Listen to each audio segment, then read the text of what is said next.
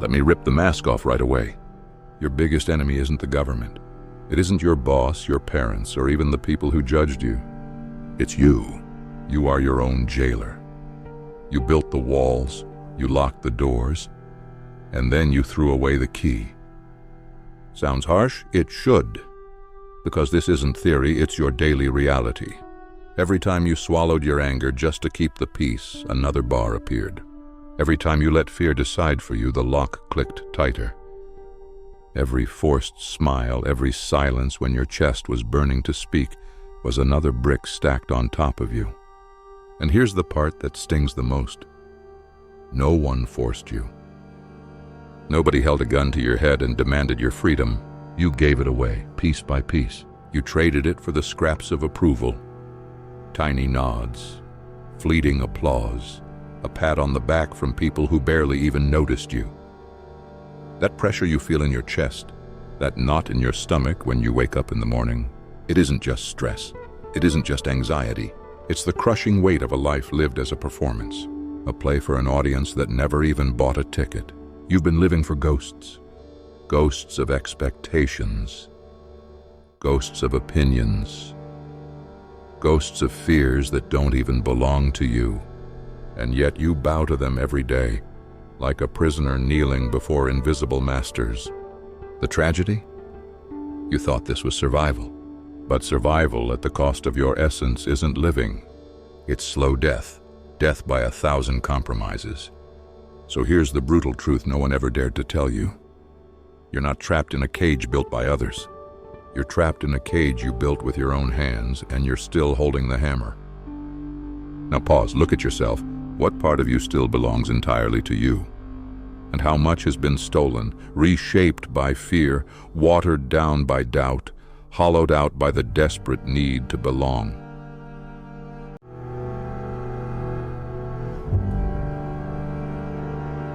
Let's rip apart another comfortable lie. You've been told that control is power, that if you just micromanage every detail, everything will line up and you'll finally feel safe. But control isn't safety. It's a drug, a sedative. And like every drug, it fools you while it eats you alive. Think about it. The tighter you grip, the less you hold. You plan, you predict, you script every possibility, yet life still ambushes you when you least expect it. That obsession with control doesn't make you powerful. It makes you a slave to your own fear. It keeps your hands busy arranging chairs on a sinking ship. You cling to the illusion because you're terrified of chaos. But here's the truth you don't want to admit. The chaos was always there. Control just blinded you to it. And the harder you cling, the more violent the impact when reality rips it away. That order you worship, it's a mirage. That stability you chase, it's quicksand. You think you're steering the wheel, but the road was never yours to command. And while you're busy playing God in your tiny sandbox, life keeps unfolding. Wild, raw, unstoppable, just beyond your reach. So ask yourself, is control really clarity? Or is it just another cage polished to look like freedom?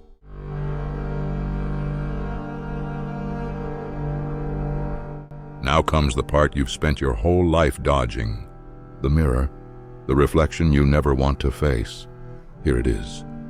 The world will never bend to your control. Not today, not tomorrow, not ever. And that realization isn't defeat, it's the first crack in the mask. Because once you stop pretending to dominate life, you finally see what it's been asking all along. Not obedience, not control, but release. Release the urge to be liked. Release the fear of stumbling.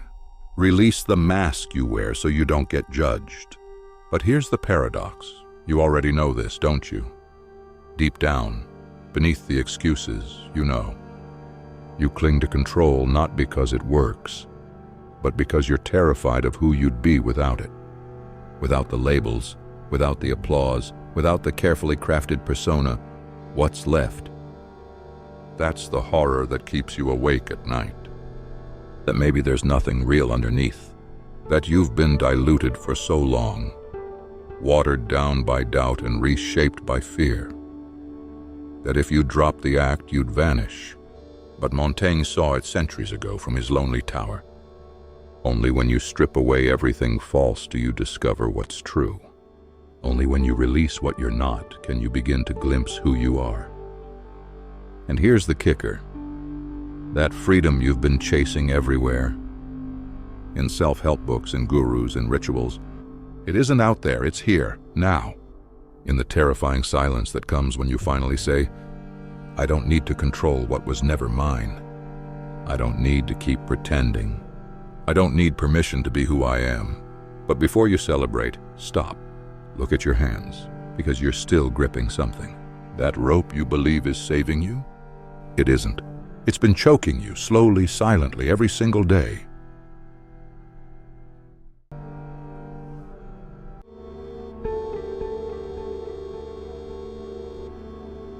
Here's the twist you never saw coming. The harder you try to control everything, the less power you actually have.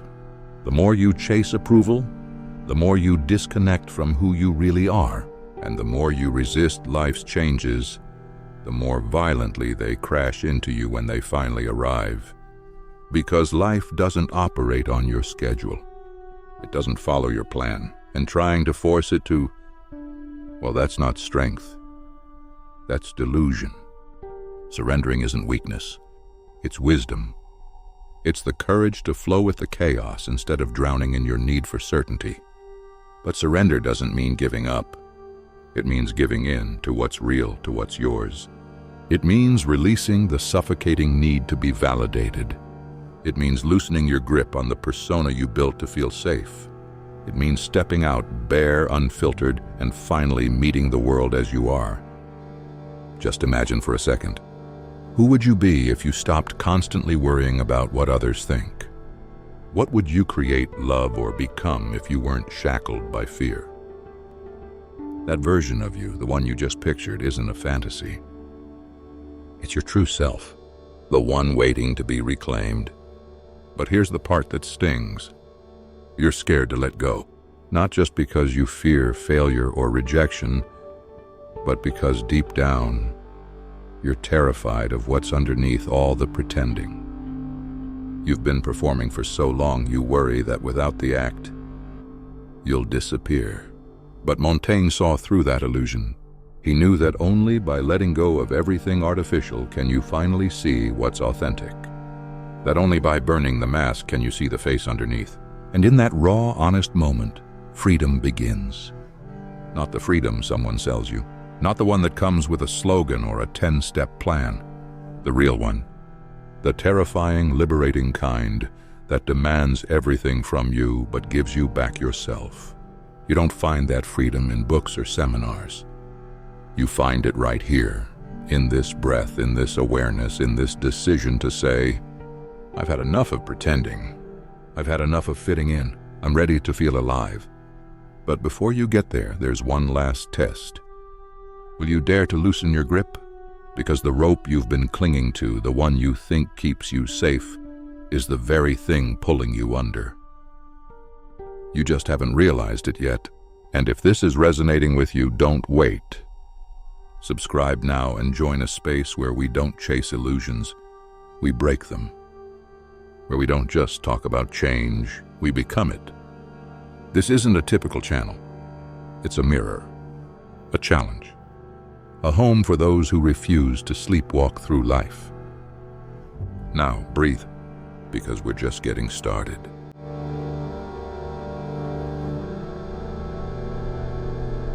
And once you do, the choice becomes clear. You can either keep surviving in the illusion of control, or leap into a life you might not fully control, but that will, for the first time, actually be yours. Let's return to Montaigne, because his insight cuts deeper than most are willing to admit. He didn't preach detachment as abandonment. He saw it as liberation. True detachment doesn't mean walking away from what you care about. It means caring without clinging, loving without possession, creating without fear of losing what you've built. Because the moment you grip something out of fear, be it a person, a job, or even an identity, that thing begins to own you. And that's what nobody tells you. Most people live in quiet terror of loss, not because they've lost anything, but because they've never allowed themselves to imagine life without it. They've never dared to ask, what if I let go? So they grip tighter, to relationships that drain them, to roles that suffocate them, to versions of themselves that no longer feel real. And in that desperate clinging, they miss the moment where life actually begins. Because life doesn't start when everything's under control. It begins when you finally drop the act and face what you've been avoiding. Who you are when there's nothing left to hold on to. So here's the question that matters most. What now? Do you keep walking in circles, sleepwalking through your days, scared of what might happen if you stepped off the path? Or do you finally take that step into the unknown, into the space that terrifies you, but that holds the possibility of something priceless? The truth of who you are, not defined by control, not filtered through others' expectations, not boxed in by fear. This is the road Montaigne chose, alone in silence, away from the noise and rules. And now that same road stretches out in front of you. The only question left is, will you take the first step or stay behind? Watching your own life like a stranger in the audience. No one else can answer that for you.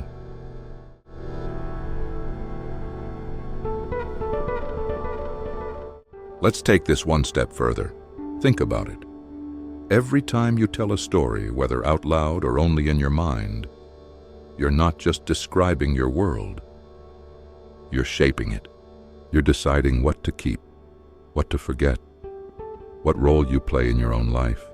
Storytelling isn't just how we explain things to others. It's how we explain ourselves to ourselves. Each time you narrate a moment, a thought, a dream, you're standing in front of a mirror. And that reflection, distorted or clear, is who you think you are, or who you desperately want to become. In that sense, storytelling becomes more than expression. It becomes transformation. Every character you imagine, every decision in a fictional plot, every emotion you attach to a narrative thread, it all reveals pieces of you. Your hidden fears, your buried desires, your inner contradictions. We often forget fiction is a rehearsal for reality, a sandbox for the soul. It's a space where we can test emotions, take risks, and rewrite outcomes without real-world consequences. And in moments of global chaos, like the ones we live in, stories become even more vital. They aren't just escape hatches. They're refuge. They're medicine. But here's the magic. They're also catalysts. They push us beyond the limits we've quietly accepted. They invite us to question what we thought was fixed and reimagine the rules we live by. And that raises a bold, uncomfortable question. How much of your daily life is dictated by the story you've been telling yourself? What if your interpretation of every success, every failure, every relationship is filtered through an outdated narrative you never chose but inherited? Because here's the truth.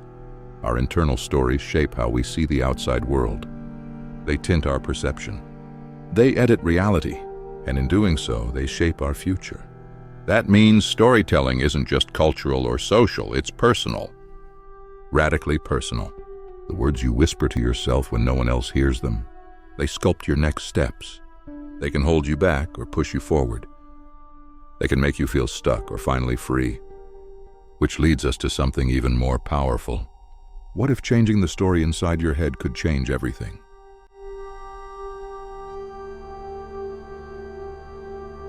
It's not so hard to accept, is it?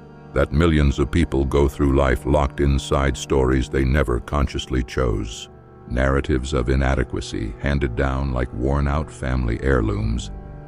Not because they were true, but because no one questioned them. They were shaped by the voices of authority, parents, teachers, culture, fear, and over time those voices became internal ones. So they live out scripts etched into them by forces they couldn't control, treating those old lines like sacred truths, as if fate had written them in ink that couldn't be smudged. But what if none of it is set in stone? What if the power to reclaim your story isn't just a personal act? It's a rebellion against everything that kept you small. To rewrite your narrative is more than self-help. It's liberation. Because the moment you stop seeing yourself as the passive character in someone else's drama and begin to see yourself as the narrator, everything changes. No, your past doesn't vanish. Your wounds don't magically close. But suddenly they gain new meaning. The pain that once anchored you becomes a symbol of what you survived. The failures become plot twists. The silence becomes the breath before the rise. Here's something almost surreal to think about. The stories you whisper to yourself don't just influence your own behavior, they quietly train the people around you on how to treat you. When you embrace a certain image of yourself, whether strong or broken, worthy or not, others unconsciously begin to mirror it.